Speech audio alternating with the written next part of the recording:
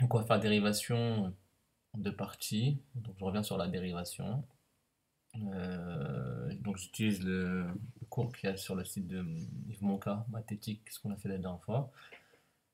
Donc la première partie, donc le mot dérivé vient du latin derivare, qui signifiait tourner un cours d'eau. Le mot est introduit par le mathématicien franco-italien Joseph Louis Lagrange pour signifier cette nouvelle fonction dérivée, au sens de provenir d'une autre fonction. Donc en gros, ça provient d'une autre fonction. Donc ça c'est juste un point historique. Grand 1, donc une petite introduction pour comprendre en gros d'où comment le lien entre fonction et la dérivée. Donc limite en 0 d'une fonction. Donc on ne vous demandera pas vraiment de calculer une limite, mais en gros une dérivée c'est une histoire avec une limite. Donc exemple, question 1, soit la fonction f définie sur moins l'infini 0, union 0 plus l'infini, ça veut dire qu'en gros, x il peut prendre toutes les valeurs entre moins l'infini plus l'infini, sauf 0, parce que 0 il n'est pas inclus là-dedans, il est exclu ici, et il est exclu ici. D'accord? Pourquoi? Parce que si on remplace x par 0, là ça fait diviser par 0 et c'est impossible. Donc en gros ici dans cette expression-là, on peut remplacer x par toutes les valeurs sauf par 0. C'est ce que ça veut dire ici. D'accord? Donc l'image de 0 par la fonction f n'existe pas, c'est ce que je viens de vous dire, c'est-à-dire que f de 0 ça n'existe pas, on ne peut pas diviser par 0. Donc on s'intéresse cependant aux valeurs de f de x lorsque x se rapproche de 0. Lorsque c'est très proche de 0, d'accord, 0,1, 0,001, 0, d'accord, de plus en plus proche. Donc quand on calcule les images ici, moins 0,5, l'image de moins 0,5, quand on remplace ici x par moins 0,5, on trouve 1,5. Quand on remplace par 0,5, ça fait 2,5. Donc en fait, on part d'ici et on va se rapprocher de 0. Voilà. Prendre des valeurs de plus en plus proches de 0, que ce soit en négatif ou en positif. Donc pour 0,1, la valeur, l'image c'est 2,1. Pour 0,01, c'est 2,01. Pour 0,001, l'image c'est 2,001. Et la même chose, plus on se rapproche, plus on obtient ces résultats-là. Après, on peut encore se rapprocher hein, en écrivant 0,00001, etc. Et moins 0,00001. Et on va calculer les images et qu'est-ce qu'on va constater? On constate que f de x, donc les images, se rapproche de 2 lorsque x se rapproche de 0. Et ben, quand on parle de se rapprocher, on parle de limite. On dit que la limite de f lorsque x tend vers 0, ça veut dire que l'image par la fonction f, lorsque x se rapproche de 0, eh ben, il va être égal à 2. Donc ce qu'on appelle une limite. D'accord? Ça se lit comme ça. Ça se note comme ça en mathématiques. D'accord? Et ça se lit limite de la fonction f lorsque x tend vers 0, lorsque x se rapproche de 0. D'accord? Donc là, les x, ils deviennent de plus en plus proches de 0, et là, de ce côté-là aussi. Eh ben, on obtient quoi? Les images, elles vont être égales à 2. D'accord? C'est la limite, ce qu'on appelle limite. Une limite, elle peut être atteinte comme elle peut ne pas être atteinte. D'accord? On peut trouver égal 2 comme se rapprocher de 2. D'accord? C'est pas forcément égal à 2. On se rapproche, vous avez vu? 2,001, 1,9999. On va se rapprocher. Plus ça devient proche de 0, plus on se rapproche de 2. C'est comme ça qu'on le note en mathématiques. On parle de limite. Ensuite, grand 2, nombre dérivé. Donc vous allez voir que le nombre dérivé il a un lien avec le coefficient directeur d'une droite. Donc on va revoir ce que vous avez déjà vu en troisième et en seconde. Donc le coefficient directeur de la droite AB est égal à... Donc la droite AB elle est là. Donc graphiquement comment on fait pour l'obtenir? C'est très simple. On prend deux points sur la droite, n'importe. Donc là ils sont déjà placés, A et B sont déjà placés. En gros, ensuite il faut regarder le déplacement pour aller de A à B. Pour aller de A à B, on se déplace de 3 vers la droite et 2 vers le haut. D'accord? Donc c'est-à-dire que l'écart entre le point A et B au niveau des abscisses c'est 3. Et l'écart entre A et B au niveau des ordonnées c'est 2. Donc pour calculer le coefficient directeur, c'est très simple. On fait la différence des ordonnées sur la différence des abscisses. D'accord? Donc c'est la différence des y sur la différence des abscisses. Regardez bien. L'ordonnée de B, YB. L'ordonnée de B c'est combien? C'est 5. Là c'est 5. Et l'ordonnée de A c'est 3. Donc on fait 5 moins 3. D'accord? 5 moins 3, ça fait 2. Donc on trouve ici, c'est le décalage qu'il y a, c'est bien. Le décalage, l'écart vertical, il est de 2. Ensuite, en dénominateur, en bas là, écriture fractionnaire, on fait la même chose mais pour les abscisses, pour les x. D'accord? Donc on fait, vu qu'on a commencé avec YB, on va commencer en bas par XB. Donc XB, c'est combien? XB, on le lit ici. XB, c'est 4. Et XA, c'est 1. D'accord? Je vous rappelle que ici, c'est l'axe des abscisses. C'est là où on lit les valeurs de X. Et là, c'est l'axe des ordonnées. C'est là où on va lire les Y. Donc là, on avait eu le XB, c'est 4. Et le XA, c'est 1. Donc on écrit 4 moins 1, ça fait 3. D'accord? Et on le voit tout de suite déjà avec le décalage. D'accord? Donc on marque en numérateur, on met le décalage, l'écart des ordonnées sur l'écart des abscisses. Donc le coefficient directeur, c'est 2 tiers. Maintenant, même chose pour la droite CD. C'est exactement la même chose. On va faire YD moins YC. On peut faire YC moins YD en premier, mais on va faire YD moins YC. Donc YD, c'est moins 1, moins YC. YC, c'est 1. D'accord? Donc on fait la différence des Y au numérateur en haut là. Donc moins 1, donc ça fait moins 2. Et après on fait la même chose avec les X. XD, ça fait 6, et XC, ça fait 2. On fait 6 moins 2, ça fait 4. Donc ça fait moins 2 quarts, donc ça fait moins 1 demi si on simplifie la fraction. Et on peut le voir aussi graphiquement, donc ça c'est par le calcul. Et on peut le voir aussi graphiquement. Quand on va de C à D, on se décale de 4 unités et en abscisse et moins 2 en ordonnée. Donc c'est pour ça qu'on met moins 2 sur 4. Ça fait moins 1 demi. Voilà, un petit exercice d'application, vous mettez pause. Donc ça reprend de 3 minutes. Donc là vous avez une droite, la droite AM, déterminer son coefficient directeur. Donc je vais faire de deux manières. Donc on va d'abord faire graphiquement. Donc, graphiquement c'est comme ça, avec les décalages. Donc allez-y, mettez pause et faites-le.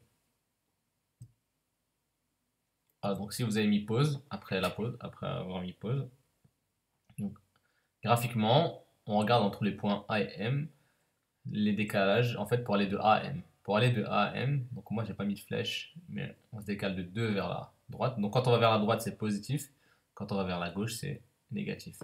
Quand on monte c'est positif et quand on descend c'est négatif. D'accord? Là on part de A et pour aller à M, bah, il faut se décaler à droite. Donc si on va vers la droite ça sera plus 2.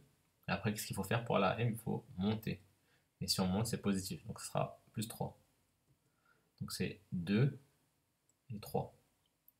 Voilà. Et donc le coefficient directeur de la droite à M est A. Donc le coefficient directeur, soit on le note A, soit on le note M. D'accord? C'est juste une notation. Et donc je vous ai dit, on met la différence des Y ici sur la différence des abscisses. D'accord? Les Y. Donc le déplacement vertical sur le déplacement horizontal vertical, c'est vers le haut. Donc c'est 3. Et là c'est 2. Donc le coefficient directeur, c'est 3,5. 1,5. On peut faire une deuxième méthode. Donc la deuxième méthode maintenant c'est par le calcul. Donc vous devez savoir que depuis le collège, même depuis la seconde, le coefficient directeur de la droite à M est, donc ça c'est la notation A ou M, donc c'est ce que je vous ai dit tout à l'heure, c'est YM moins YA sur XM moins XA. La différence des Y sur la différence des abscisses. Donc si je commence par écrire YM ici, en bas il faut mettre XM. Je peux faire la même chose, je peux mettre YA en premier, ensuite y mettre YM, je peux mettre YA moins YM. Mais si je mets YA moins YM, il faudra mettre XA moins XM. Donc là, j'ai commencé par les M, donc il faut commencer par les M aussi au delmatar. Donc YM, c'est 4. Ça, c'est l'axe des ordonnées, donc les Y. Et YA, c'est 1. Donc je vais écrire 4 moins 1.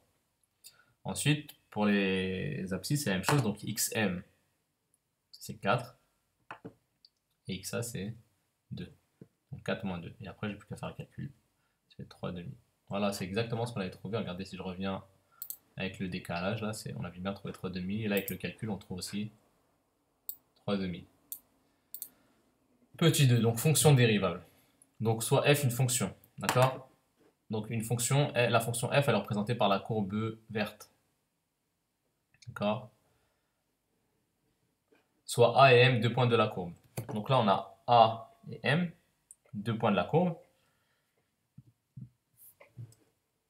Représentative, soit a et m, deux points de la courbe représentative de f, d'abscisse respective a et a plus h. Donc l'abscisse du point A, c'est petit a. D'accord, ce sera une valeur, ici dans ce cas de figure, c'est peut-être 0, quelque chose, mais bon, on s'en fiche. A, il peut être n'importe où, A, il peut être là, peu importe, d'accord. Donc, c'est pour ça qu'on utilise des lettres. Donc, l'abscisse du point A, c'est petit a, et l'abscisse du point M, c'est petit a plus h, d'accord. En fait, c'est A plus le décalage qui est ici. D'accord? H, c'est l'écart qui est entre là et là. Parce que entre 0 et ici, il y a A. Et si on rajoute H, ça sera A plus H.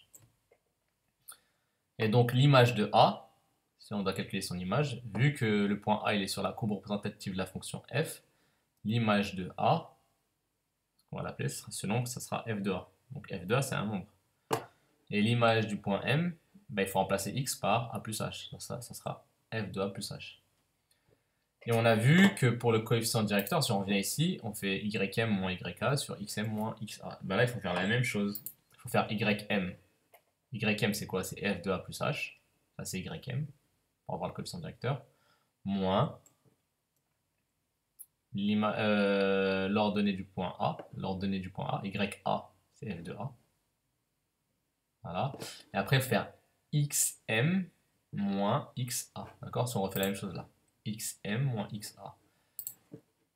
L'abscisse du point M, c'est A plus H.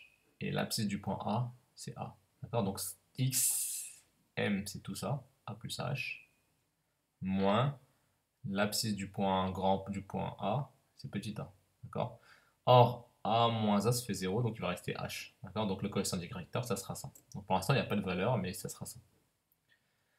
Mais lorsque le point M se rapproche du point A, c'est-à-dire que le point M, en fait le point A on va dire qu'il est fixe, le point M il pourra se balader n'importe où sur la courbe. Donc quand le point M il va se rapprocher du point A, le coefficient du directeur de la droite AM, donc la droite elle va bouger, hein, cette droite là va bouger, est égal à la limite de f de A plus H moins f de A sur H, donc le coefficient directeur, lorsque H tend vers 0. C'est-à-dire que l'écart entre cette abscisse là et cette abscisse là va être 0. Pourquoi? Parce que le point M, si le point M il se rapproche de A, c'est-à-dire qu'il est très proche, limite collée, ben, l'écart entre là et là, il sera égal à 0 pratiquement, il sera proche de 0. C'est-à-dire que ici, le coefficient directeur, on va déterminer sa limite lorsque h tend vers 0. Ce coefficient directeur s'appelle le nombre dérivé, c'est ce qu'on appelle ça le nombre dérivé, de f en a, et on le note f' de a. Donc après, on va avoir un exemple, mais en gros, pour que vous compreniez, je vais vous montrer, je ne l'ai pas préparé, sur GeoGebra. Ça prend un peu de temps, sur GeoGebra classique.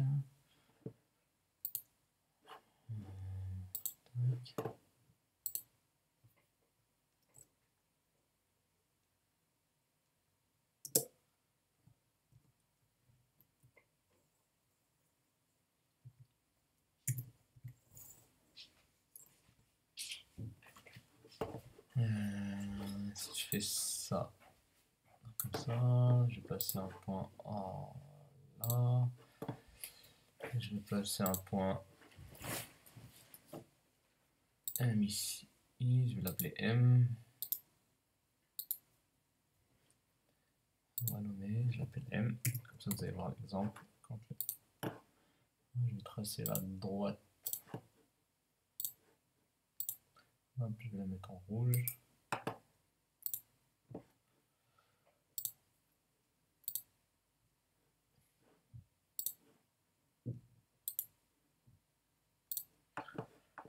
Donc là, il faut comprendre que la droite à M, elle a un certain coefficient directeur.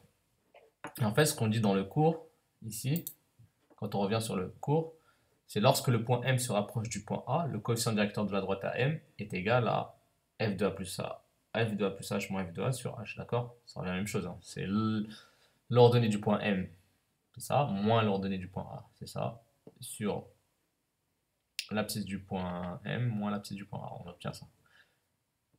Mais quand le point M il se rapproche du point A, qu'est-ce qui va se passer? H, il va tendre vers 0. L'écart ici, il va se rapprocher de 0. Parce qu'en fait, ici, dans mon exemple sur GeoGebra, le H, donc là, en fait, XA, c'est 4, et XM, j'ai mis 9. Donc là, le H, il vaut 5. Il y a 5 d'écart. Mais plus je rapproche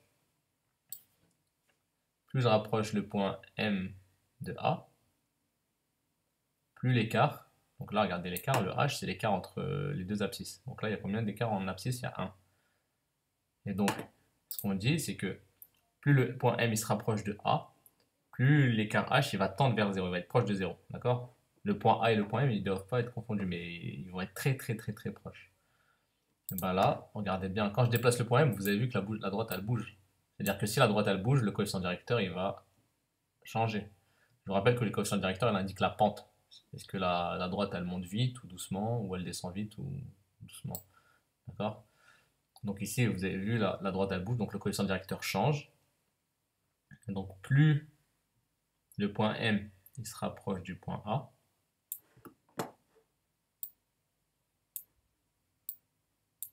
plus le point M il se rapproche du point A,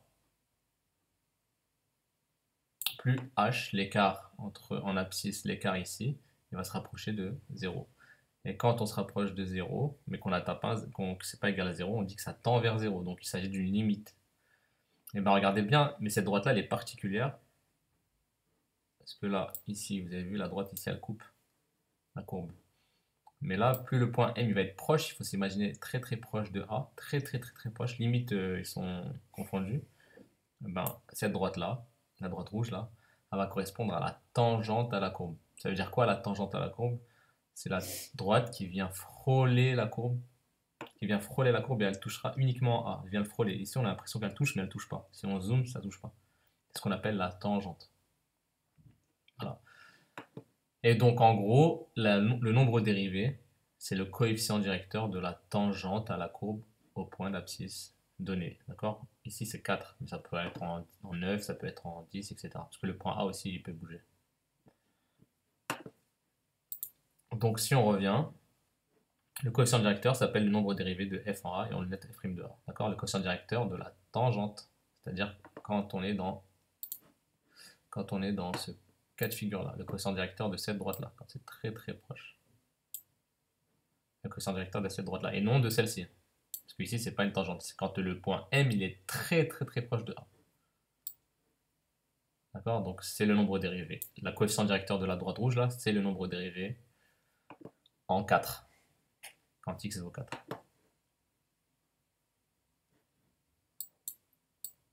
Mais par exemple, en moins 3, c'est pas bon, vous avez vu là, l'écart entre A et M, il est pas proche de 0.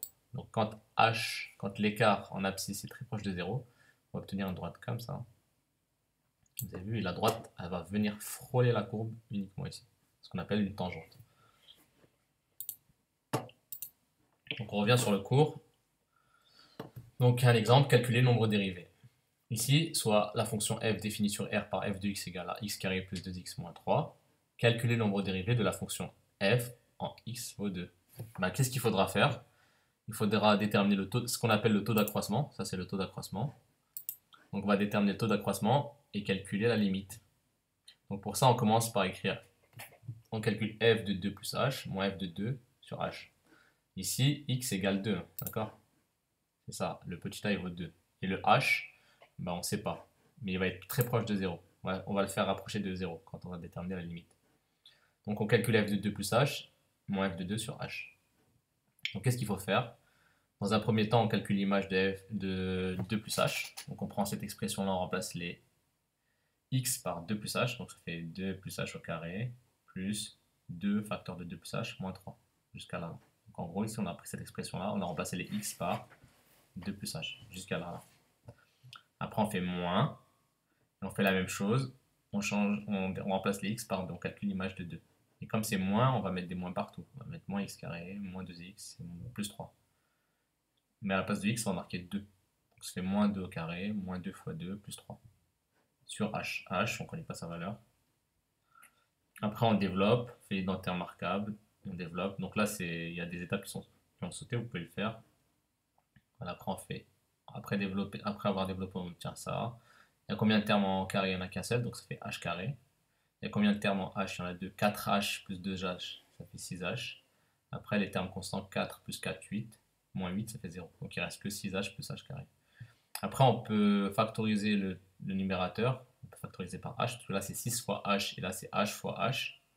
Donc ça fait h facteur de 6 plus h. Parce que si on fait h fois 6, ça fait 6h, et h fois h, ça fait h au carré. Après, on peut simplifier. Parce que là, il y a un produit, donc on peut simplifier. On peut enlever les h. Parce que h divisé par h, ça fait 1. Donc on peut les enlever. Et 1 fois 6 plus h, là, ça fait 6 plus h. Donc ça veut dire que lorsqu'on calcule ce taux d'accroissement, on trouve 6 plus h. Mais nous, ce qu'on veut, c'est déterminer la limite quand h se rapproche de 0. Donc on calcule la limite de ça lorsque h tend vers 0. Donc quand h est très proche de 0, donc on l'écrit comme ça, limite quand h tend vers 0 de cette expression-là. Donc c'est la limite de ça. Donc quand h va être très proche de 0, le résultat il va être proche de combien? Il va être proche de 6. Parce que 6 plus une valeur qui est très proche de 0, ben, le résultat il sera proche de 0. Donc le nombre dérivé de f en 2 est égal à 6. C'est-à-dire que f' de 2 vaut 6. Voilà. Vous ne serez pas amené à faire ça à chaque fois, hein, mais c'est bien de savoir le faire. Et je vous ai déjà montré en fait comment on fait pour dériver une expression d'une fonction polynôme du second degré. D'accord? Mais c'est bien de savoir se faire ça. C'est pour comprendre d'où ça sort. Ensuite, tangente à une courbe. A est un point d'abscisse petit a appartenant à la courbe représentative d'une fonction f. Donc l'abscisse du point A, là, c'est petit a, et son ordonnée, c'est f de a. Ben, la tangente à la courbe au point A, d'abscisse A, est la droite passant par A. Donc la tangente à la courbe au point A, d'abscisse A, c'est cette droite-là qui passe par A. Elle passe uniquement par A, elle ne touche pas d'autres points, elle ne touche que A. Et de coefficient directeur, le nombre dérivé, f' de A. Donc le nombre dérivé, c'est le coefficient directeur de la tangente à la courbe au point d'abscisse A. Au point A d'abscisse A. Voilà, je vous laisse. Il y a un exercice, l'exercice 17 de votre livre, sur je ne sais plus quelle page, mais on va le faire. Vous pouvez mettre pause, et vous pouvez essayer de le faire. Je vais le corriger tout de suite. Après, je vous donnerai un autre exercice à faire. Donc, soit f, une fonction définie sur grand R, et cf, sa courbe représentative. Donc là, on a la courbe de la fonction f en bleu. Sur le graphique ci-contre, la droite t est une tangente à la courbe cf. Voilà, donc là, la droite t, elle est tangente à la courbe, elle est tangente à quel point? Elle est tangente au point A, donc elle vient toucher uniquement le point A, donc elle est tangente au point d'abscisse 2. Préciser l'abscisse du point où t est tangente à la courbe cf. Voilà ce que je viens de dire à l'oral, c'est très simple. Elle est tangente au point A, d'abscisse combien? D'abscisse 2. Voilà, la droite t est tangente à la courbe au point A, d'abscisse 2. C'est tout, rien de compliqué. Donc c'est une droite qui vient frôler la courbe et vient toucher uniquement le point A. Question 2a, par lecture graphique, déterminer le coefficient directeur de t. Donc il faut déterminer le coefficient directeur de t. Là, on vous a déjà mis le décalage, par lecture graphique. Donc, pas besoin de faire de calcul. Donc là, on a déjà, pour aller de A à B, on se déplace de 1 vers la droite et de 3 vers le haut. Donc le coefficient directeur, on peut appeler petit a ou petit m, c'est le déplacement vertical sur le déplacement horizontal. Donc le déplacement vertical, c'est 3. Le déplacement vertical, c'est 1. Donc 3 sur 1, c'est 3. Voilà. C'est-à-dire que quand on se décale de 1, on monte de 3. Quand on se décale de 1, on monte de 3. C'était la question 2a et là la question 2b où j'écris 3. En déduire la valeur du nombre dérivé f' de 2. Donc f' de 2, ce que vous devez savoir, ça correspond au coefficient directeur de la tangente à la courbe au point d'abscisse 2. Donc en fait, quand on vous demande de terminer f' de 2 graphiquement, il faut regarder la courbe, la tangente à la courbe au point d'abscisse 2. Est-ce qu'il y a une tangente à la courbe au point d'abscisse 2? Oui, c'est la tangente qui passe par le point A, parce que le point A est là pour abscisse 2. Donc il faut déterminer son coefficient directeur. Et le coefficient directeur, on l'a fait dans la question d'avant, c'est 3. Donc ça veut dire que f' de 2, c'est égal à 3. Voilà, c'est très simple. Donc vous pouvez mettre pause, revenir en arrière si vous n'avez pas très bien compris. C'est vrai que c'est particulier pour ceux qui ont du mal un peu en mathématiques, mais normalement, si vous revisualisez plusieurs fois la vidéo, ça devra pas être compliqué. Donc pour le premier exercice, si vous n'avez pas très bien compris, c'est pas grave. À force de faire des exercices, vous allez finir par comprendre, normalement. Voilà, donc c'est le 17. Je vous laisse faire le 18, c'est page 148. Voilà, vous le faites pour mardi et vous m'envoyez.